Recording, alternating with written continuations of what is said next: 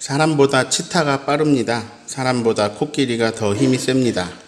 사람은 두 팔을 자유롭게 쓰지만 원숭이는 다리까지 자유롭게 씁니다. 발로 물건을 잡을 수도 있고요. 꼬리로 나무에 매달릴 수도 있습니다. 그러니까 꼬리까지 손이 5개처럼 쓰는 거죠. 말은 태어나자마자 걷고 뜁니다. 사람은 1년 동안 누가 옆에 매달려서 먹이고 입히고 보호해 주어야 겨우 걸을까 말까 합니다. 그런데도 사람이 으뜸인 것은 생각 때문입니다. 사람은 생각을 합니다. 생각은 많은 것을 바꾸어 놓습니다. 무언가를 바꾸고 싶다면 생각을 바꾸면 됩니다. 생각은 생각을 낳고 생각에 생각이 더해져서 또 다른 생각이 나오고 더 좋은 생각이 나오고 더 좋은 생각이 나옵니다. 그러한 창조적 생각이 새로운 삶을 열어줍니다. 모세의 4번째 시간입니다. 오늘 출애굽기 2장의 11절부터 읽었는데요. 11절은 이렇게 시작합니다. 모세가 장성한 후에. 자, 장성했다라는 건 다 자랐다는 얘기죠. 얼마나 자랐다는 얘기일까요? 모세의 인생을 간단히 나누면 셋으로 나눌 수 있습니다. 모세의 삶은 되게 기억하기가 편해요. 120년입니다. 그 인생을 셋으로 나누는데 40년, 40년, 40년 이렇게 3번 나누어집니다. 모세는 실제로 40년씩 전혀 다른 삶을 살았습니다. 모세는 애굽 공주의 아들이 되었습니다. 그래서 모세는 왕궁에서 삽니다. 왕족입니다. 막 어디 구석에 붙어가지고 막 이름도 모르는 씨족 사회, 뭐 그런 부족 사회의 왕이 아닙니다. 최강대국 애굽 왕족입니다. 그렇게 40년을 삽니다. 그러다가 미디안에서 삽니다. 미디안은 광야가 많은 척박한 땅입니다. 그러한 미디안 땅에서 양치기를 합니다. 40년 동안요. 쉽지 않았겠죠? 80년이 그렇게 지나갑니다. 나머지 40년은 하나님께 부름을 받아서 이스라엘 백성을 애굽에서 끌고 나오는 민족의 지도자로 살아갑니다. 자, 오늘 읽은 말씀은요, 모세가 애굽 왕궁에 살다가 이제 미디안에 가서 살게 되는 그런 일에 일어난 사건을 보여주고 있습니다. 내용은 이렇습니다. 어느 날 모세가 히브리 사람들의 고된 노동을 봅니다. 그런데 애굽 사람이 히브리 사람을 때립니다. 화가 난 모세는 좌우에 사람이 있나 없나 살펴보고 애굽 사람을 쳐 죽여서 모래 속에 감추어 버렸습니다. 그러나 이것을 본 사람들이 있습니다. 히브리인들이 싸우는데 모세가 말리자 그들이 이렇게 말합니다. 누가 당신을 우리의 재판관으로 삼았습니까? 애굽 사람 죽인 것처럼 우리도 죽으려고 합니까? 모세가 두려워하면서 말합니다. 일이 탈로 났구나. 바로가 이 말을 듣고 모세를 죽이려고 찾습니다. 모세는 잡히면 죽습니다. 그래서 도망칩니다. 그곳이 모세의 삶의 2번째 장소, 미디안입니다. 미디안 땅으로 도망하였다가 미디안 제사장 이드로라는 사람을 만납니다. 오늘 말씀에는 이 사람의 이름이 르우엘로 나오는데요. 또 이 사람은 호밧이라는 이름으로 나오기도 합니다. 3가지 이름으로 나오는데 동일 인물이에요. 가장 흔하게 나오는 아는 이름이 이드로입니다. 그래서 그냥 이드로라고 할게요. 네, 모세는 미디안 제사장 이드로, 그의 딸들이 치는 양떼에게 이제 물을 먹여주는 친절을 베풀었다가 이드로에게 초청되어 그의 집에 가게 되고 그 집에 머물게 됩니다. 이드로는 자기 딸 중에서 십보라를 모세하고 결혼하게 합니다. 모세는 거기서 아들 게르솜을 낳고 미디안에서 양을 치면서 40년을 삽니다.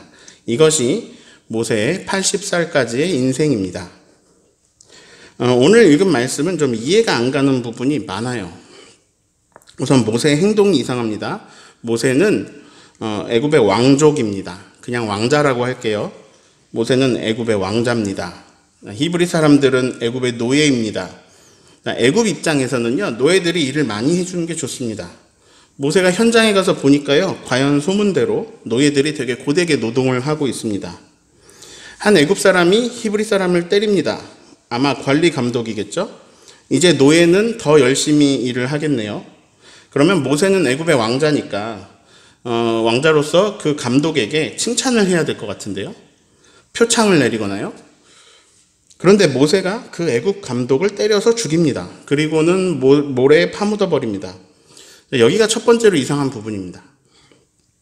두 번째로 이상한 부분이 있습니다. 히브리 사람 둘이 싸우고 있습니다. 모세가 잘못한 사람한테 말합니다. 왜 동포끼리 싸우느냐? 왜 때리느냐? 자, 여기서 노예가 왕자님에게 해야 할 말은 무엇일까요? 죄송합니다. 왕자님의 심기를 불편하게 해드렸습니다. 어떤 벌이라도 달게 받겠습니다. 죽으라면 죽겠습니다. 왕자님을 배운 것은 저 같은 자에게 큰 영광입니다. 막 엎드려서 막 이렇게 말을 해야 될 것 같은데요. 그런데 그가 하는 말이 너무 말도 안 됩니다. 누가 왕자님을 우리 재판관으로 삼았습니까? 어제 애굽 사람 죽인 것처럼 우리도 죽이려고 합니까? 근데 여기서 왕자님이라고도 안 했어요. 개역 개정 성경은요, 너라고 번역하고 있습니다. 누가 너를 우리를 다스리는 재판관으로 삼았느냐? 지금 이게 너무 말도 안 되는 일이 벌어지고 있는데요. 근데 여기서 모세의 반응이 더 이상합니다. 막 두려워하면서 말합니다. 일이 탈로 되었도다. 우선 일개 현장 감독에게도 꼼짝 못하는 히브리 노예가 왕자에게 대들면서 말할 수 있다는 것 자체가 말이 안 됩니다. 모세는 여기서 이 사람들에게 엄벌을 내릴 수 있습니다. 뿐만 아니라 막 화가 나가지고요. 지금 일하고 있는 이 근처 사람들, 이 지역 히브리 노예들 다 죽일 수도 있습니다. 왕족에게 무례하게 하면 어떻게 되는지 본때를 보여줄 수도 있습니다. 그런데 왕자가 노예한테 이런 치욕적인 말을 듣고 참는 것도 이상한데 그 말에 두려움을 느낍니다. 아니, 자기가 왕자인데 왜 두렵습니까? 물론 이제 관리 감독을 죽인 일은 잘못한 일입니다. 살인은 안 좋죠. 그러나 지금 이제 애굽 사람들 중에 본 사람이 있는 것도 아니고요. 그리고 지금 여기 있는 히브리 사람들은 입도 뻥끗 못하게 다 죽여버릴 수도 있고요. 아니면 애굽 사람 가운데 본 사람도 없는데 모세가 거짓말할 수도 있습니다. 왕자 말을 안 믿어줄까요? 히브리 노예들이 자기를 괴롭히는 감독을 죽였다. 엄벌에 처하라. 이렇게 거짓말할 수도 있고요. 사실 애굽 사람이 죽었지만 이게 왕자 위치에서 막 두려워할 일은 아닙니다. 그래서 이 일이 왕궁에 알려져도 왕궁 사람들은 관심도 없을 겁니다. 모세한테 이제 대수롭게 한마디 하겠죠. 대수롭지 않게. 살살해. 근데 여기서 또 이상한 내용이 나옵니다. 파라오가 그 내용을 듣고 모세를 죽이려고 합니다. 아니, 애굽 백성 하나가 죽었다고 왕자를 죽이려고 한다고요? 근데 또 그게 두려워가지고 모세는 애굽을 벗어나 미디안으로 도망을 갔다고요? 짧게 기록되고 있는 이 사건은 너무나 이해가 안 갑니다. 왜냐하면 모세의 위치를 생각하면 말이죠. 그런데 오늘 말씀에 반복되어 나오는 이상한 표현을 생각해 보면 이해가 가는 부분이 생깁니다. 다시 11절을 보실까요? 자, 모세가 장성한 후에 한 번은 자기 형제들에게 나가서, 자, 여기까지만 딱 읽으면 애굽 왕족들에게 나갔구나 생각하면 되는데요. 뒤에가 이상하게 이어져요. 그들이 고되게 노동하는 것을 보았다. 이상해요. 근데 그 뒤에는요, 아예 이제 대놓고 이렇게 기록합니다. 한 히브리 사람 곧 자기 형제를 치는 것을 본지라. 모세에게 자기 형제는 히브리 사람들이었습니다. 아니, 애굽 왕궁에서 40년을 살았는데요. 갑자기 히브리 사람들이 자기 형제라고요? 13절에도 그런 표현이 나와요. 그 다음날 히브리인들이 싸우고 있는데 잘못한 사람에게 모세가 말하죠. 왜 동포를 때리냐? 왜 동족을 괴롭히냐? 여기서 이제 이런 표현은 없지만 어째 분위기가 이런 뉘앙스입니다. 우리는 다 같이 피를 나눈 동족들 아닙니까? 지금 애굽 사람들이 괴롭히는 것만으로도 너무 힘든데, 아니 지금 동족을 때리고 막 그럴 상황이 아니지 않습니까? 왜 그런 짓을 합니까? 자, 지금 모세가 잘못한 사람한테 이렇게 말하고 있는 뉘앙스죠. 뭔가 이상합니다. 자, 분명히 애굽 왕자인데요. 히브리 노예들을 진짜로 자기 형제로 여기고 있습니다. 아니 이게 무슨 일일까요? 모세가 히브리 출생은 맞죠. 그러니까 이제 자기 형제는 맞죠. 그런데 출생만 히브리 사람이지 막 고생 땅에서 거기서 막 노예 생활 힘들게 해온 게 아니에요. 왕궁에서 자랐어요. 왕궁의 교육을 받았고요. 되게 좋은 음식 먹고 좋은 옷 입고 무엇 하나 부족하지 않게 살았고요. 하인들 막 부리면서 살았고요. 그렇게 40년 동안 한 번도 노예들 노역하는 곳에 가지 않았는데, 근데 갑자기 노예들을 찾아가 가지고 그들을 막 처음 보는데 자기 형제라고 생각했다고요? 네. 우선 우리는 이런 일이 왜 가능한지 짐작할 수 있습니다. 그건 앞부분의 말씀에서 알 수 있습니다. 모세가 애굽 공주의 아들로 왕궁에 살았는데요. 근데 그게 40년인데요. 그 기간을 확대해 보면 그 안에 왕궁 말고 잠시 다른 데 산 기간이 있습니다. 바로 엄마 요게벳의 집입니다. 태어난 지 석 달 된 모세를 갈대 상자 안에 누이고 갈대 상자 사이에 나일강 갈대 사이에 두었습니다. 미리암이 지켜봅니다. 공주가 아기를 발견하자 작전대로 말합니다. 공주님을 위해서 유모를 불러올까요? 그러라고 하니까 요게벳이 이제 엄마 요게벳이 오게 되죠. 그 요게벳에게 공주가 말합니다. 내가 돈을 줄 테니 데려다가 키워라. 모세는 엄마 품에서 가장 어린 시절을 보냅니다. 그리고 그때 모세는 교육을 받습니다. 너는 히브리인이다. 너는 히브리인이다. 너는 아브라함의 자손이다. 너는 레위 가문의 자손이다. 너는 하나님의 백성이다. 이 교육으로 인해서 모세의 자의식에 남았습니다. 나는 히브리인이다. 그러나 그게 그렇게 모세의 왕궁에서의 생활에 큰 영향을 주지는 않았을 거예요. 40살이 될 때까지는요. 자, 제가 아까 무엇이 바뀌면 모든 것이 바뀐다고 했습니다. 두 글자인데요. 생으로 시작하고 각으로 끝나거든요. 뭐죠? 생각. 예. 모세가 40살이 되면서요. 무언가가 바뀌었습니다. 그게 바뀌니까 모세의 삶이 급속도로 완전히 바뀌었습니다. 그게 뭐라고요? 생각. 오늘 저의 설교는 사도행전 7장에 있는 스데반의 집사님의 설교에서 가져왔습니다. 사도행전 7장의 스데반 설교가 이 설교를 하고 스데반이 돌에 맞아 죽죠. 그 설교 가운데 스데반이 모세 이야기를 하거든요. 근데 꽤 길게 합니다. 꽤 길게 모세 이야기를 풀어주시는데 그 중에 22, 23절을 읽습니다. 모세가 애굽 사람의 모든 지혜를 배워서 그의 말과 하는 일들이 능하더라. 나이가 40이 되매 그 형제 이스라엘 자손을 돌볼 생각이 나더니. 네, 전에는 그런 생각 별로 안 났습니다. 나의 형제 이스라엘 자손을 돌볼 생각. 이스라엘이 내 형제인 건 알고 있었어요. 그런데 별로 생각 안 나고 있는데 40이 되니까 갑자기 그 생각이 났어요. 자, 모세 상황을 요약하면 이렇죠. 히브리 출신의 애굽 왕자. 자, 번호를 매겨볼게요. 히브리 출신 1번, 애굽 왕자 2번. 오늘 말씀은요, 모세의 정체성이 무엇이냐를 이해해야 보이는 말씀입니다. 모세는 1과 2가 합쳐진 사람이죠. 40년간 모세의 정체성은 2번이었습니다. 자, 제가 아까 하나하나 이상한 것을 짚었어요. 모세의 정체성을 애굽 왕자로 볼 때는요, 오늘 말씀의 사건은 전부 다 이상합니다. 이상해요. 그러나 40세가 되어서 생각이 바뀐 모세, 즉 히브리 사람 모세로 오늘 말씀을 읽으면요, 갑자기 다 이해가 됩니다. 다시 11절 볼까요? 모세가 장성한 후에, 자, 40살이 되었어요. 자, 40살이 되니까 자기 형제를 돌볼 생각이 났습니다. 생각은 삶을 바꿉니다. 그래서 모세는요, 자기 형제들에게 나갑니다. 그리고 그들이 고되게 노동하고 있음을 봅니다. 자, 애굽 왕자 모세는 그 노동을 더 시키고 싶을지도 모릅니다. 그러나 히브리 사람 모세는 부하가침입니다. 아니, 내 형제들을 이렇게 괴롭히다니, 이 애굽 놈들.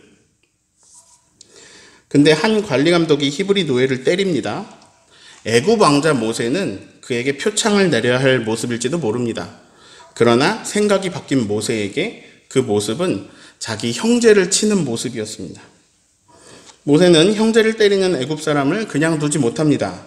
살인을 하고 맙니다. 모세가 자신의 화를 주체하지 못하고 욱해가지고 저지른 일인지 아닌지는 제가 모세가 아니라서 잘 모르겠지만, 이게 자기도 모르는 사이에 일어난 우발적인 살인이라고 보기 힘든 이유는요, 모세가 꽤 침착하게 행동했다는 겁니다. 모세는 주변을 살펴보았습니다. 그리고 사람이 없는 것을 확인하고 나서 일을 저질렀습니다. 즉 실수가 아닌 의도된 일이었습니다. 12절을 읽습니다. 좌우를 살펴 사람이 없음을 보고 그 애굽 사람을 쳐 죽여 모래 속에 감추니라. 그리고 완전 범죄라고 생각하고 본 사람이 없으니까요. 그리고 그렇게 생각하고 와서 왕궁에 와서 잡니다. 마음은 편해요. 그리고 그 다음날 또 자기 형제들을 보러 가죠. 그런데 이해할 수 없는 모습이 보여요. 지금 서로가 막 힘을 합쳐도 모자랄 자기 동족들이 싸우고 있어요.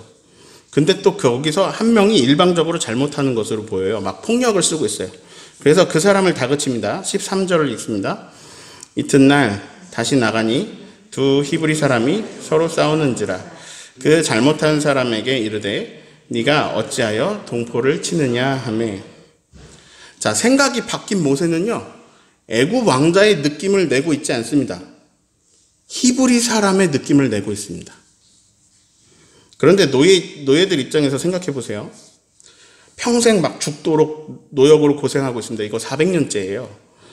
그런데 왕궁에서 막 평생 대접받으면서 편하게 살던 40대 사람이 와가지고 막 갑자기 친한 척하고 자기 형제인 척해요.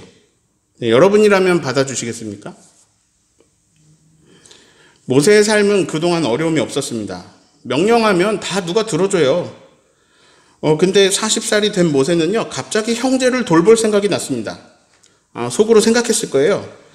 내가 가서 내 형제들이었지. 내가 가서 내 형제들을 좀 편하게 해주자. 난 힘이 있잖아. 난 왕자잖아. 그래서 모세는 가서 히브리 동족들 사이에서 영웅이 될 겁니다. 와, 힘 있는 모세 왕자님께서 우리 편이 돼주신다. 와, 이제는 한시름 놓았다. 그분은 애굽의 감독관보다도 오히려 우리를 더 소중히 여겨주시는 그런 왕자님이시다. 와, 모세 왕자님 만세. 막 이렇게 분위기가 흘러가야 되는데요. 현실은 전혀 아니었습니다. 모세는 히브리 사람들을 자기 형제로 돌보기로 생각을 바꿨는데요.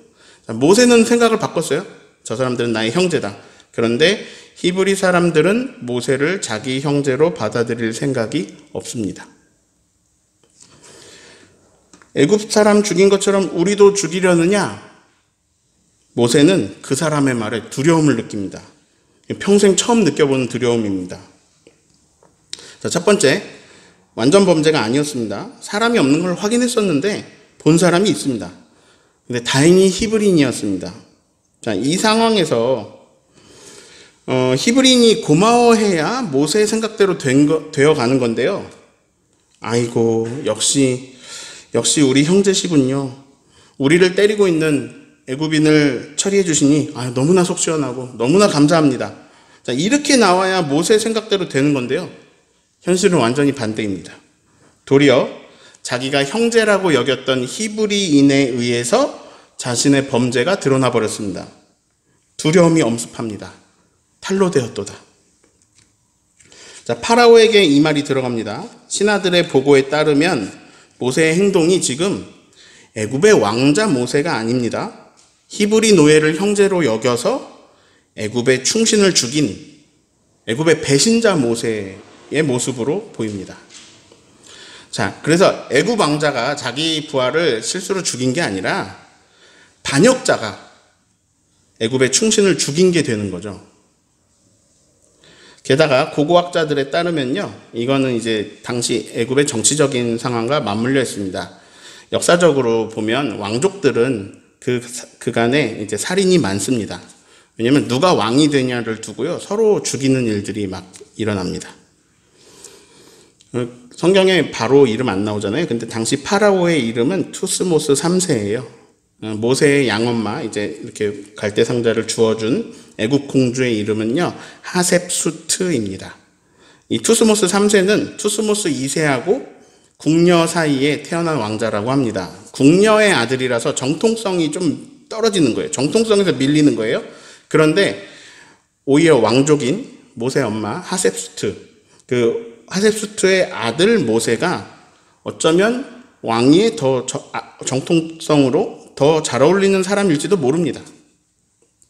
그러니까 이제 모세가 왕이 될 생각은 없어 보이지만 당대의 파라온 그 투스모스 3세는 모세를 없애면 그러면 더 확고하게 자기 왕위를 이어갈 수 있기 때문에 모세가 노예 민족의 편에 서가지고요 반역을 했다, 이 소식은 모세를 없앨 너무 좋은 명분이 되는 거죠. 자, 이 좋은 명분을 누가 고발하고 있느냐? 자기의 형제라고 느꼈던 히브리 사람이 고발하고 있습니다. 자, 여기서 모세는 두려움이 엄습합니다. 이제 자기는 죽게 될 거거든요. 좀 정리해 봅니다. 모세는 왕자입니다. 요게벳의 교육에 의해서 자기는 히브리 사람이라는 자의식이 있습니다. 40살이 되면서 모세의 생각에 전환이 옵니다. 형제들을 돌보아야겠다는 생각이 들었습니다. 그 생각은 모세의 행동을 새롭게 합니다. 모세는 자기 힘을 써서 자기 형제들을 구원해 주려고 했습니다. 괴롭히는 애굽 사람을 처리함으로 히브리 형제들에게 박수 받을 거라고 생각합니다. 모세는 착각하고 있습니다. 자기가 힘을 쓰면 형제들을 돌볼 수 있다고 착각합니다. 그럴 수밖에 없는 것이 모세는요, 여태까지 자기가 생각하고 말하면 그게 다 이루어지는 환경 속에서 살았습니다. 왕자의 힘이 자기의 힘이라고 착각하고 있습니다. 그런데 모세의 정체성이 애굽의 왕자에서 히브리인으로 옮겨가니까 파라오에 의해서 모세가 가진 왕자의 힘이 한순간에 사라져버립니다. 자, 팽이라는 단어를 쓰겠습니다. 어줍잖게 힘써보려던 모세는요, 애굽 왕족에게서 팽당합니다. 이제 그에게 남은 정체성은 히브리인인 것밖에 없습니다. 그런데 히브리 사람들은 모세를 받아줄 생각이 없습니다. 같은 편이라고 생각하지 않습니다. 모세는 갈 곳이 없습니다. 모세를 받아줄 곳이 없습니다. 파라오의 눈을 피해서 미디안으로 도망칩니다. 애굽 왕자는 애굽에서 도망쳐 나와서 나그네가 되었습니다. 발 뻗고 잠을 잘 수 없습니다. 이제 신하도 없고요, 왕궁도 없습니다.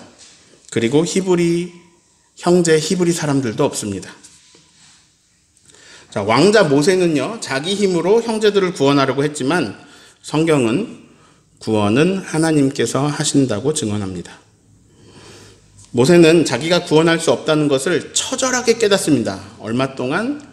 40년 동안, 광야에서 40년 동안. 가장 강한 왕족이요, 가장 약한 나그네가 됩니다. 자, 이것을 지금 개인사를 살펴봤는데요. 이걸 개인사에서 좀 시각을 넓혀서 하나님의 구원사로 보겠습니다. 자, 모세는 왕궁에 삽니다. 최강국 애굽의 왕궁입니다. 왕궁에 사는 사람이 왕궁에서 벗어나고 싶을까요? 자, 우리들 마음속 다 들여다 보면 거의 전부 그거예요. 지금보다 더 좋은 여건, 지금보다 더 좋은 환경. 아, 왕궁에 살고 싶다. 하나님, 저 왕궁에 좀 살게 해주세요.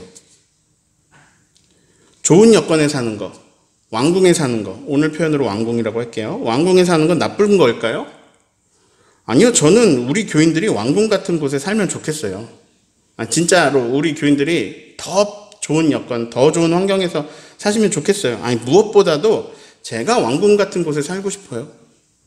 저는 궁핍하게 살 생각이 없습니다. 저는 풍요롭게 살고 싶어요. 자, 왕국에 사는 게 잘못이냐? 아니요. 좋은 여건 속에 사는 게 왜 잘못이에요?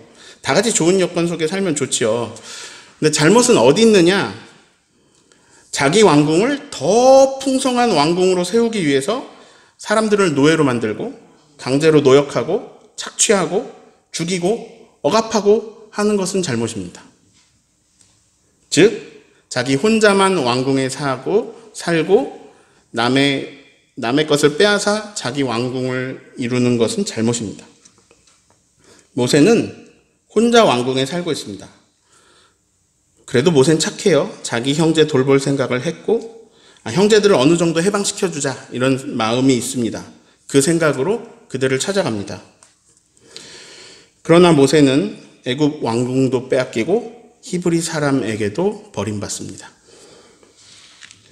모세는 잘난 사람입니다. 아까 말씀을 통해 확인했지만 당대 최고급 교육을 받고 그것에 능통한 사람입니다. 모세는 누구보다 뛰어난 사람입니다. 그런데 하나님은 모세의 힘이 완전히 빠질 때까지 놔두십니다. 이게 40년이나 걸립니다. 하나님은 모세를 통해서 이스라엘을 출애굽시키고자 하십니다. 그러면 이스라엘이 출애굽하려면요, 모세도 출애굽해야 되는데요. 근데 모세는 애굽이 좋습니다. 모세는 왕궁이 좋습니다. 모세에게 요게벳으로부터 심겨진 자의식이 있더라도 스스로 왕궁에서 나와서 하나님 앞에 서기는 힘들 겁니다. 왕궁을 포기하는 건 쉬운 일이 아닙니다. 그러나 애굽에서 팽당하고 심지어 히브리 노예들에게서 팽당하면서 그러면서 모세는 미디안으로 갑니다. 아무도 모세를 반겨주지 않는데요. 모세를 받아주는 곳이 딱 하나 있습니다. 광야입니다. 미디안 광야. 자, 어떤 눈으로 보면요, 모세는 지금 모든 것을 잃고 도망친 건데요. 근데 어떤 다른 눈으로 볼 때 이런 움직임을 이렇게 부릅니다. 부르심. 모세가 속한 모든 곳에서 모세를 다 거부하고 받아주지 않는데 모세가 속하지 않았던 나그네 땅에서 모세를 받아줍니다. 거기서 모세는 인생에서 가장 중요한 결혼을 합니다. 그리고 아이도 낳습니다. 자, 광야만 문이 열렸습니다. 사실 기다리고 계셨습니다. 이런 거죠. 너의 힘으로 안 된다. 광야에서 나를 좀 만나라. 광야에서 집중적으로 나를 좀 만나라. 자, 어디에도 속하지 못하는 건요, 우리는 어디에 속했을 때 되게 소속감을 느끼고 자부심을 느끼고 행복을 느끼고 그래요. 근데 어디도 속하지 못하는 건요, 정말 큰 두려움입니다. 소속감은 우리를 살아있게 합니다. 나를 받아주는 곳이 있다는 것은요, 너무나 큰 행복입니다. 웃으면서 나를 맞이해주는 곳이 있다는 건 너무나 좋은 일입니다. 근데 그것을 잃어버릴 때, 그럴 때가 있습니다. 모든 것을 잃는 것으로 여겨질 것입니다. 모든 것을 다 잃었다고 생각할 겁니다. 그런데 모든 것을 잃는 경우는 없습니다. 우리를 받아주시는 분이 계십니다. 기다리고 계십니다. 나를 좀 만나라고. 이것은 너에게 더 없는 기회다. 이것을 알려주십니다. 너의 힘으로 아무것도 못한 것을, 너의 힘으로 지금 아무것도 못했잖아. 근데 내가 함께 할 때 어떻게 되는지 알려줄 거다. 나는 너를 쓸 거란다. 너는 성장의 때에 이르렀다. 때가 찼다. 좋은 타이밍이야. 네가 쓰임받기 위해서 다른 곳이 다 막혀버렸구나. 괜찮다. 내가 열려있다. 모든 것이 막힐 때 하나님을 만난 사람들이 많이 있습니다. 그리고 나중에 그 어려웠던 시간들을 다들 감사하시더라고요. 하나님과의 새로운 관계 속에서 더 값진 것들을 많이 얻어서 그게 나한테 굉장히 유익했다라고 이렇게 고백하더라고요. 저도 그래요. 저는 이제 교회에서 활동하기 좋은 사람입니다. 어느 교회든 저를 부르고 싶어 할 만한 그런, 딴 데는 되게 쓸데없는데요. 제가 할 줄 아는 것도 없고. 근데 교회 공동체에 필요한 능력들을 제가 장착해 왔습니다. 그런데 저는 교회에서 실패를 경험했습니다. 처절하게 실패했습니다. 그리고 모든 문이 저에게 닫혔습니다. 갈 곳 없는 생활을 몇 달 했는데요. 광야에 서 있게 되었고요. 딱 한 군데서 저를 받아주더라고요. 주영광교회. 네. 생각이 바뀌면 모든 게 바뀝니다.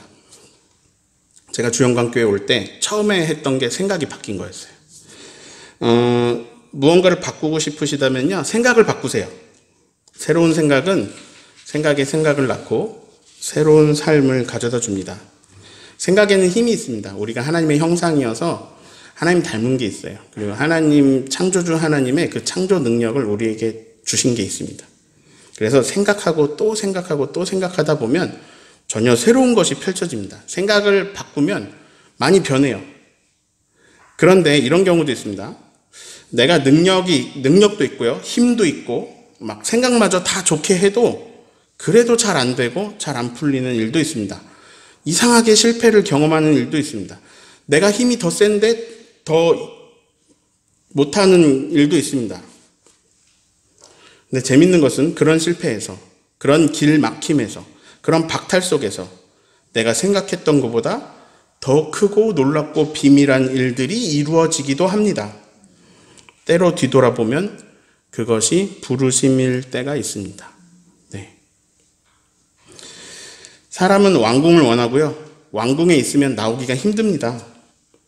왕궁을 나오지 못할 모세를 광야로 부르시고 거기서 모세를 만나주시고 모세를 통해서 놀라운 하늘의 구원을 이루십니다. 모세는 형제를 돌볼 정도의 생각을 했어요.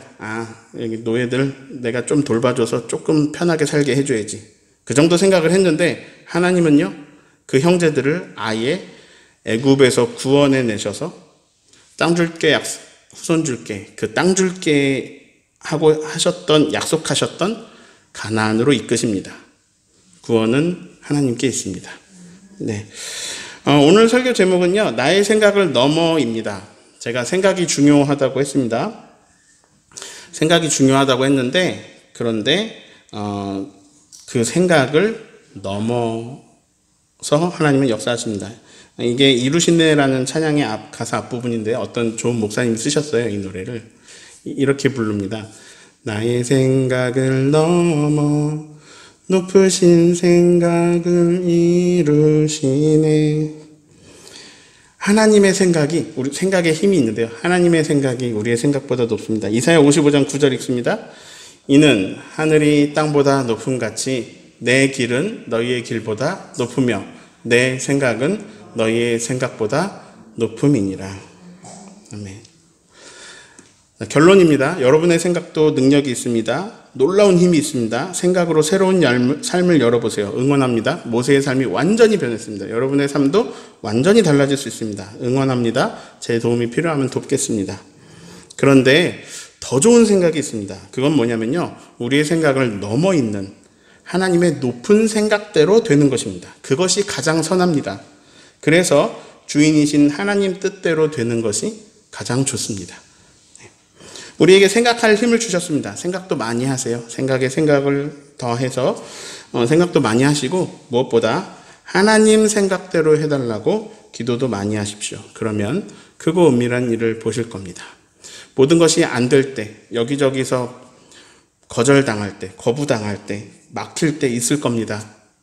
그러나 하나님은 항상 열려있고 하나님은 그때를 기회라고 말씀하시며 네가 성장할 시간이다, 우리를 불러주십니다.